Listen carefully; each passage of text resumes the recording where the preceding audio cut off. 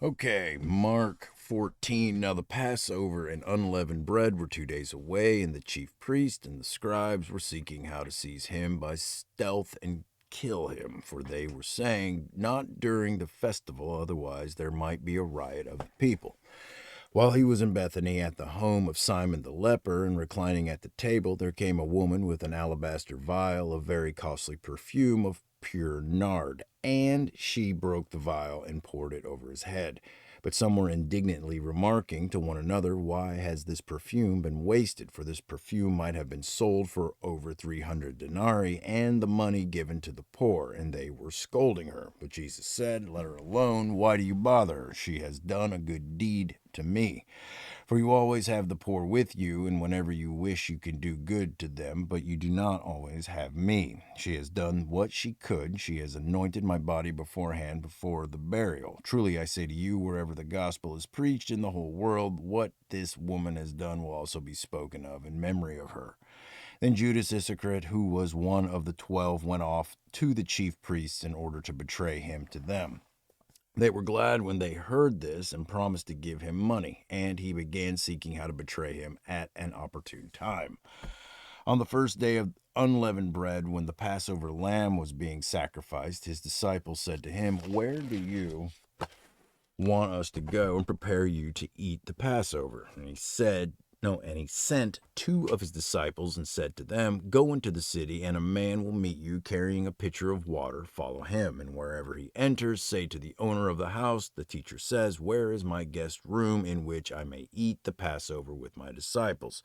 And he himself will show you a large upper room furnished and ready. Prepare for us there. The disciples went out and came to the city and found it just as he had told them, and they prepared the Passover. When it was evening, he came with the 12.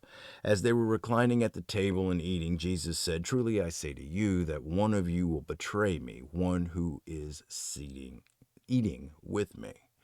They began to be grieved and to say to him one by one, surely not I. And he said to them, it is one of the 12, one who dips with me in the bowl. For the Son of Man is to go just as it is written of him. But woe to that man by whom the Son of Man is betrayed. It would have been good for that man if he had not been born.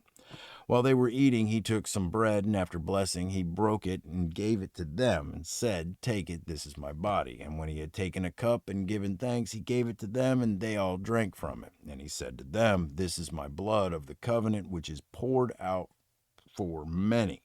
Truly I say to you, I will never again drink of the fruit of the vine until that day when I drink it new in the kingdom of God.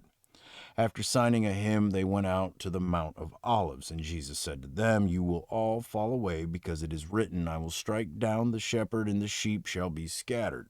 But after I have been raised, I will go ahead of you to Galilee. But Peter said to him, even though all may fall away, yet I will not. And Jesus said to him, truly I say to you, that this very night before a rooster crows twice, you yourself will deny me 3 times. But Peter kept saying insistently, even if I have to die with you, I will not deny you. And they all were saying the same thing also. They came to a place named Gethsemane, and he said to his disciples, sit here until I have prayed.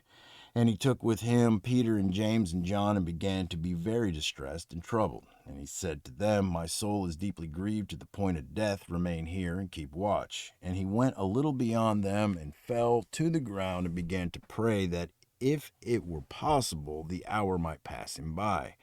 And he was saying, Abba, Father, all things are possible for you. Remove this cup from me, yet not what I will, but what you will. And he came and found them sleeping and said to Peter, Simon, are you asleep? Could you not keep watch for 1 hour? I wonder if there's a Peter, comma. He said to Peter, comma, Simon, are you asleep? Could you not keep watch for 1 hour? Keep watching and praying that you may not come into temptation. The spirit is willing, but the flesh is weak. Again he went away and prayed, saying the same words. And again he came and found them sleeping, for their eyes were very heavy, and they did not know what to answer him. And he came the 3rd time and said to them, are you still sleeping and resting? It is enough, the hour has come. Behold, the Son of Man is being betrayed into the hands of sinners.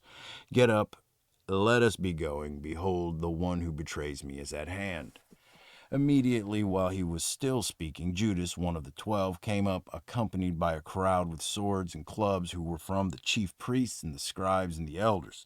Now he who was betraying him had given them a signal, saying, "Whomever I kiss, he is the one. Seize him and lead him away under guard." After coming, Judas immediately went to him, saying, "Rabbi," and kissed him. They laid hands on him and seized him, but one of those who stood by drew his sword and struck the slave of the high priest and cut off his ear. And Jesus said to them, "Have you come out with swords and clubs to arrest me, as you would against a robber? Every day I was with you in the temple teaching, and you did not seize me, but this has taken place to fulfill the scriptures." And they all left him and fled. A young man was following him, wearing nothing but a linen sheet over his naked body, and they seized him. But he pulled free of the linen sheet and escaped naked. They led Jesus away to the high priest, and all the chief priests and the elders, the scribes, gathered together. Peter had followed him at a distance right into the courtyard of the high priest, and he was sitting with the officers and warming himself at the fire. Now the chief priests and the whole council kept trying to obtain testimony against Jesus to put him to death, and they were not finding any. For many were giving false testimony against him, but their testimony was not consistent. Some stood up and began to give false testimony against him, saying, "We heard him say, 'I will destroy this temple made with hands, and in 3 days I will build another made without hands.'" Not even in this respect was their testimony consistent. The high priest stood up and came forward and questioned Jesus, saying, "Do you not answer? What is it that these men are testifying against you?" But he kept silent and did not answer. Again, the high priest was questioning him and saying to him, "Are you the Christ, the Son of the Blessed One?" And Jesus said, "I am, and you shall see the Son of Man sitting at the right hand of power and coming with the clouds of heaven." Tearing his clothes, the high priest said, "What further need do we have of witnesses? You have heard the blasphemy. How does it seem to you?" And they all condemned him to be deserving of death. Some began to spit at him and to blindfold him and to beat him with their fists and to say to him, "Prophesy." And the officers received him with slaps in the face. As Peter was below in the courtyard, one of the servant girls of the high priest came, and seeing Peter warming himself, she looked at him and said, "You also were with Jesus the Nazarene." But he denied it, saying, "I neither know nor understand what you are talking about." And he went out onto the porch. The servant girl saw him and began once more to say to the bystanders, "This is one of them." But again he denied it. And after a little while the bystanders were again saying to Peter, "Surely you are one of them, for you are a Galilean too." But he began to curse and swear, "I do not know this man you are talking about." Immediately a rooster crowed a second time, and Peter remembered how Jesus had made the remark to him, "Before a rooster crows twice, you will deny me 3 times," and he began to weep.